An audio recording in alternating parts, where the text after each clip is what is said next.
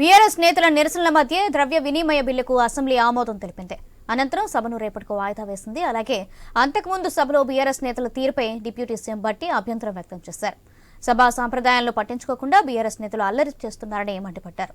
Rate ఇదే అంశానికి సంబంధించి మరింత సమాచారం మా ఇన్పుట్ ఎడిటర్ శ్రీకాంత్ అందిస్తారు. శ్రీకాంత్. సౌజన్య, గుడ్ ఈవినింగ్. అసెంబ్లీలో బీఆర్ఎస్ మహిళా ఎమ్మెల్యేలపై రేవంత్ రెడ్డి చేసినటువంటి వ్యాఖ్యల పట్ల అటు బీఆర్ఎస్ పార్టీ శ్రేణులంతా కూడా ఇప్పటికే ఫైర్ అవుతున్నారు. నిండు అసెంబ్లీ సాక్షిగా బీఆర్ఎస్ మహిళా ఎమ్మెల్యేలపైన సభానాయకుడిగా ఉన్నటువంటి రేవంత్ రెడ్డి అనుచిత వ్యాఖ్యలు చేస్తున్నారంటూ కూడా వాళ్ళు ఈ అంశాన్ని ఖండిస్తున్నారు. ఇక యావత్ మహిళా లోకానికి జరిగినటువంటి అవమానంగా వీళ్ళు భావిస్తున్నారు.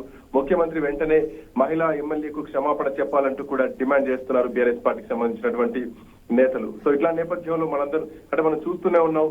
సబితా ఇంద్రారెడ్డి పైన రేవంత్ రెడ్డి చేసినటువంటి వ్యాఖ్యలు ఏవైతే ఉన్నాయో ఆ వ్యాఖ్యలు ఒక గందరగోళమైనటువంటి పరిస్థితికి దారితీశాయి. సభ విరామం తర్వాత సభ ప్రారంభమైనటువంటి వెంటనే బీఆర్ఎస్ ఎమ్మెల్యేలంతా కూడా నిరసనకు దిగారు. ఎమ్మెల్యే సబితా ఇంద్రారెడ్డికి క్షమాపణ చెప్పాలంటూ కూడా వాళ్ళు డిమాండ్ చేయడం జరిగింది. వెల్లోకి దూసుకురావడం కూడా జరిగింది బీఆర్ఎస్ ఎమ్మెల్యేలు. ఇట్లా నేపథ్యంలో సీతక్క కూడా దీనికి సంబంధించి కౌంటర్ వేయడం జరిగింది. పాడి కౌశిక్ రెడ్డి వీడియోలు తీస్తున్నారు. వీడియోలు తీయడం ఎంతవరకు సమంజసం? గతంలో 10 ఏళ్లు మీరు అధికారంలో ఉన్నప్పుడు పోడియంలోకి వచ్చినటువంటి ప్రతిపక్ష నాయకుల్ని సస్పెండ్ చేయడం జరిగింది. వాటి ఇప్పుడు మీరెట్లా పోడియంలోకి వస్తున్నారంటూ కూడా అటు సీతక్క ప్రశ్నించడం జరిగింది.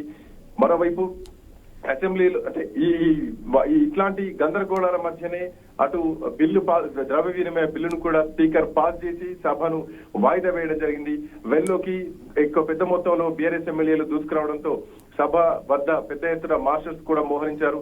సస్పెండ్ అయినా సరే సీఎం క్షమాపణ చెప్పే వరకు కూడా నిరసన తెలుపుతూనే ఉంటామంటూ కూడా బీఆర్ఎస్ ఎమ్మెల్యేలంతా మంకుపట్టు మీద ఉన్నారు. సబితకు మైక్ ఇవ్వాలని కోరినటువంటి అక్బరుద్దీన్ ఓవైసీ కూడా స్పీకర్ పోడియం చుట్టుముట్టారు బీఆర్ఎస్ ఎమ్మెల్యేలు. సభానాయకుడు ప్రత్యేకంగా ఎవరి పేరు ప్రస్తావించలేదు, మేము ఎవరిని ప్రస్తావించలేదు. గతంలో మీరు గవర్నర్ మహిళగా ఉన్నటువంటి గవర్నర్ అవమానించారు మీరు, అట్లాంటి మీరు ఈ రోజు మహిళల గురించి మాట్లాడతారా అంటూ కూడా ఇప్పటికే అటు సీతక్క చాలా అగ్గి మీద గుగ్గిలమవుతున్నటువంటి పరిస్థితి కూడా మనం చూస్తున్నాం. బీఆర్ఎస్ నేతల నిరసనల మధ్య ద్రవ్య వినిమయ బిల్లుకు ఈ రోజు అసెంబ్లీ ఆమోదం తెలపడం జరిగింది. ఆ తర్వాత సభను రేపటికి వాయిదా వేయడం జరిగింది. గత ముందు సభలో కూడా బీఆర్ఎస్ నేతల తీరుపైన డిప్యూటీ సీఎం భట్టి విక్రమార్క అభ్యంతరం కూడా వ్యక్తం చేశారు. సభా సాంప్రదాయాలను పట్టించుకోకుండా బీఆర్ఎస్ నాయకులంతా అల్లరి చేస్తున్నారు, ఇది వాంటెడ్లీ కుట్రపూరితంగా వచ్చి చేస్తున్నారు అంటూ కూడా మాట్లాడుతున్నటువంటి సందర్భం అటు భట్టి విక్రమార్క ఇప్పటికే ఆయన ఒక అభ్యంతరాన్ని వ్యక్తం చేశారు. మరోవైపు సీతక్క వ్యాఖ్యలు కూడా చాలా కీలకంగా మారాయి. ఈసారి అసెంబ్లీలో ఎవరేం చేస్తున్నారో ప్రజలంతా గమనిస్తూనే ఉన్నారు. ఉద్యమాలు చేసినటువంటి చరిత్ర మా కుటుంబంలోనే ఉంది అంటూ కూడా సీతక్క చెప్పారు. పోడు భూముల కోసం సీతక్క తండ్రి కూడా జైలుకి వెళ్లారు. అట్లాంటిది ప్రశ్నించే తత్వం తెలంగాణ బిడ్డల రక్తంలోనే ఉంది, మరి ముఖ్యంగా ఆడబిడ్డల రక్తంలో ఉంది అంటూ కూడా చెప్పడం జరిగింది. గతంలో మాజీ మంత్రి సబితా ఇంద్రారెడ్డిపై సీఎం రేవంత్ రెడ్డికి అపారమైన గౌరవం ఉండేది. కానీ మారిన రాజకీయ పరిస్థితులు ఏవైతుందో ఆ రాజకీయ పరిస్థితుల నేపథ్యంలో గతంలో రేవంత్ రెడ్డిని కొడంగల్లో 2019లో ఓడిపోయిన తర్వాత పార్టీలోకి ఆహ్వానించి వచ్చిన తర్వాత గెలిపిస్తాను మాటిచ్చి పార్టీ వదిలి వెళ్లిపోయారు. అది దృష్టిలో పెట్టుకుని ఆ రోజు నుంచి ఈ రోజు వరకు కూడా సబితా ఇంద్రారెడ్డిని టార్గెట్ చేస్తూ మాట్లాడుతున్నారు అంటూ కూడా అటు సబితా ఇంద్రారెడ్డి మాట్లాడడం జరిగింది. కానీ మారిన రాజకీయ పరిస్థితుల నేపథ్యంలోనే ఇట్లాంటి మాటలు వస్తున్నాయి తప్ప వ్యక్తిగతంగా ఆమె పైన ఎట్లాంటి అక్కసు లేదంటూ కూడా సీతక్క చెప్పేటువంటి ప్రయత్నం చేశారు. ఇట్లా నేపథ్యంలో ఉద్యోగాలకు సంబంధించినటువంటి అంశం చర్చలోకి వచ్చింది. అంతేకాదు హైదరాబాద్ అభివృద్ధికి సంబంధించినటువంటి అంశం చర్చలోకి వచ్చింది. 10 ఏళ్లు అధికారంలో ఉన్న మీరెందుకు ఉద్యోగాలు ఇవ్వలేదంటూ కూడా సీతక్క బీఆర్ఎస్ నాయకుల్ని గట్టిగా నిలదీయడం కూడా జరిగింది. ఆశా వర్కర్లు, అంగన్వాడీల తల్లిదండ్రుల పెన్షన్లను కూడా గతంలో బీఆర్ఎస్ సర్కార్ తొలగించడం జరిగింది.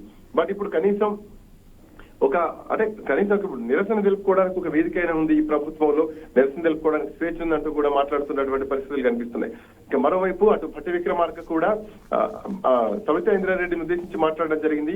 పార్టీలో అన్ని పదవులు అనుభవించి ఆఖరికి హోంమంత్రిత్వ శాఖ కూడా వైఎస్ హయాంలో అనుభవించి ఏ స్వలాభం కోసం బీఆర్ఎస్ పార్టీలోకి వెళ్లారు, ఏ మొహం పెట్టుకుని సీఎం గురించి మాట్లాడుతున్నారంటూ కూడా డిప్యూటీ సీఎం భట్టి విక్రమార్క సబితా ఇంద్రారెడ్డిని నేరుగా టార్గెట్ చేస్తూ మాట్లాడడం జరిగింది.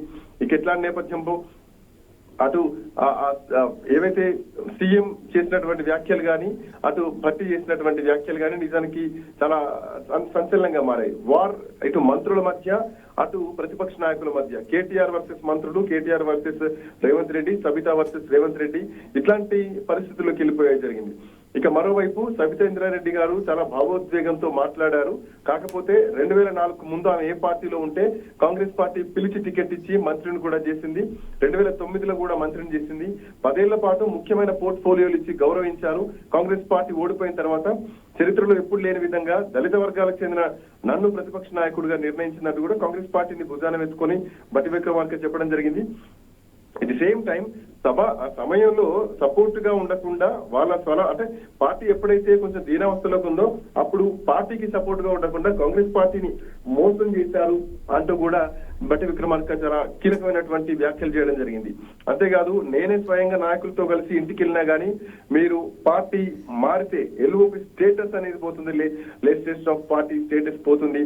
కాంగ్రెస్ పార్టీ ఎవరికి ఏం తక్కువ చేయలేదు, సబితా ఇంద్రారెడ్డికి అసలే తక్కువ చేయలేదు, ఇకపై కూడా తక్కువ చేయడానికి బతిలన్నా కానీ ఒక్కసారి ఆలోచన చేశారా అంటూ కూడా చెప్పడం జరిగింది. సో వీటన్నిటి నేపథ్యంలో ఆ ఇద్దరు అక్కలను వెనకాల ఉన్న వాళ్ళని నమ్మొద్దు అంటూ కూడా రేవంత్ రెడ్డి ఇవన్నీ ఉద్దేశించి పార్టీలో ఆమెకు అనుభవించినటువంటి పదవులు కానీ పార్టీ వదిలి వెళ్ళినటువంటి సందర్భం కానీ ఇవన్నీ దృష్టిలో పెట్టుకొని బట్టి విక్రమార్క గాని రేవంత్ రెడ్డి గాని సబితా ఇంద్రారెడ్డిని టార్గెట్ చేసి మాట్లాడడం జరిగింది. ఇట్లా నేపథ్యంలో పార్టీ అంటే రాజకీయాల్లో పార్టీలు వదిలి వెళ్ళడం, ఒక పార్టీ నుంచి ఇంకో పార్టీలోకి వెళ్ళడం సర్వసాధారణమైన కానీ గెలిచిన తర్వాత టికెట్ పై ఒక పార్టీ టికెట్ పైన గెలిచి ఇంకో పార్టీలోకి వెళ్ళడం, పార్టీ ఫిరాయింపులు చేయడం ప్రస్తుతానికి చర్చనీయాంశంగా మారుతోంది. సో దీంట్లో భాగంగా గతంలో కేసీఆర్ చేసినటువంటి ఏదైతే ఎమ్మెల్యేల పార్టీ ఫిరాయింపులు ఉందో ఇప్పుడు రేవంత్ రెడ్డి కూడా అదే చేస్తున్నారు. సో ఇట్లా నేపథ్యంలో వార్ మొత్తం ఈ రోజు సబితా ఇంద్రారెడ్డి వైపు తిరిగింది. సబితా ఇంద్రారెడ్డిని టార్గెట్ చేస్తూ రేవంత్ రెడ్డి ఏకంగా మాట్లాడడం, ఆ తర్వాత బట్టి విక్రమార్క మాట్లాడడం. సో మరోవైపు మహిళా ఎమ్మెల్యేల పైన రేవంత్ రెడ్డి చేసినటువంటి వ్యాఖ్యల్ని ఖండిస్తున్నామంటూ వెంటనే క్షమాపణ చెప్పాలంటూ కూడా అసెంబ్లీ మొత్తం కూడా గందరగోళం అయినటువంటి వాతావరణం ఏర్పడింది. రేవంత్ రెడ్డి చేసినటువంటి వ్యాఖ్యలపై ఇప్పటికే హరీష్ రావు కూడా ట్విట్టర్ వేదికగా స్పందించడం కూడా జరిగింది.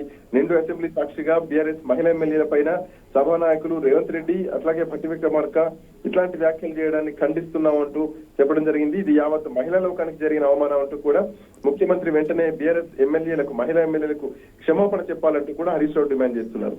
ఇట్లా నేపథ్యంలో దీనికి సంబంధించి అటు సీతకు కూడా చాలా స్ట్రాంగ్ గా గౌరవించడం జరిగింది. ఒక బీఆర్ఎస్ పార్టీలో ఉన్న వాళ్ళే మహిళల, కాంగ్రెస్ పార్టీలో ఉన్న వాళ్ళు కాదా? గతంలో 10 ఏళ్ళు అధికారంలో ఉన్నప్పుడు మహిళ గవర్నర్ గా ఉంటే కనీసం గవర్నర్ ని గౌరవించలేదు. మహిళ అన్నటువంటి ఒక ప్రోటోకాల్, గవర్నర్ ప్రోటోకాల్ కూడా ఇవ్వకుండా అవమానించినటువంటి చరిత్ర బీఆర్ఎస్ పార్టీదంటూ కూడా అటు సీతక్క ఇప్పటికే కౌంటర్ కూడా ఇవ్వడం జరిగింది. సో ఏదేమైనా 10 ఏళ్ల బీఆర్ఎస్ పాలనలో అసెంబ్లీ సమావేశాలు ఎంత హుందాగా నిర్వహించారో అది ఈ ఆదర్శంగా చూపించాలని ఇటు బీఆర్ఎస్ పార్టీ నాయకులు ఉంటే అంతే హుందంగా ప్రతిపక్షం ఆ రోజు ఉంది. మీరు ఈ రోజు అట్లా ఉండలేకపోతున్నారు, బెల్లులోకి వస్తున్నారు, సభా సంప్రదాయాల్ని తుంగలో తొక్కుతున్నారంటూ కూడా కాంగ్రెస్ పార్టీ మంత్రులు ఆరోపిస్తున్నారు. సో మొత్తానికి ఒక అంటే ఒక హడావుడి మధ్య ఒక రకమైనటువంటి ఉద్రిక్తమైనటువంటి వాతావరణాల మధ్య ఈరోజు ద్రవ్య వినిమయ బిల్లు స్పీకర్ పాస్ చేయడం జరిగింది. సభను రేపటికి వాయిదా వేయడం జరిగింది. Soujanya. Right, thank you Srikanth. नहीं